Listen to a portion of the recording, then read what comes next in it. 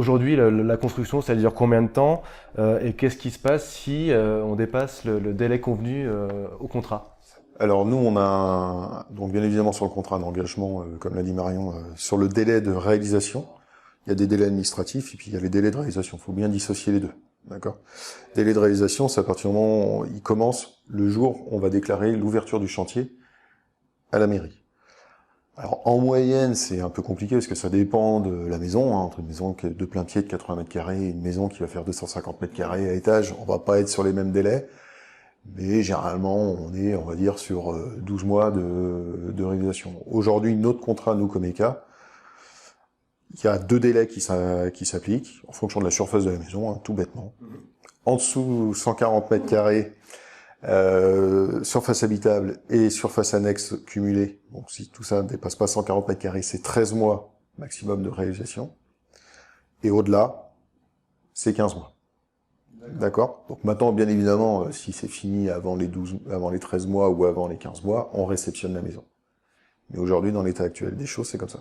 Et ça, c'est un délai qu'on ne peut pas dépasser, sauf épidémie mondiale de Covid. Et là, on avait quand même eu le droit de prolonger un peu les délais. Mais bon, espérons que ça n'arrive pas tous les ans.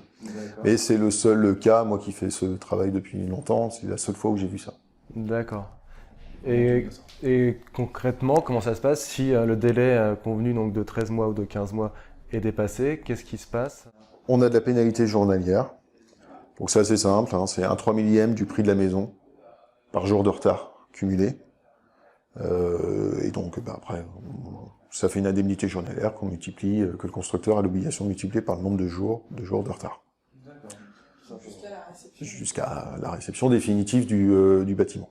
Donc c'est quand même très rare et j'ai très peu vu de cas où les constructeurs étaient en retard sur leur livraison de maison. Sauf qu'en plus, il faut dissocier juridiquement 2 choses, parce qu'on parle là du délai contractuel de livraison, et juridiquement, il faut dissocier la livraison de la réception. Oui.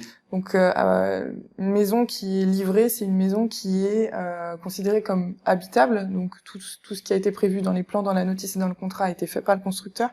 La maison est habitable.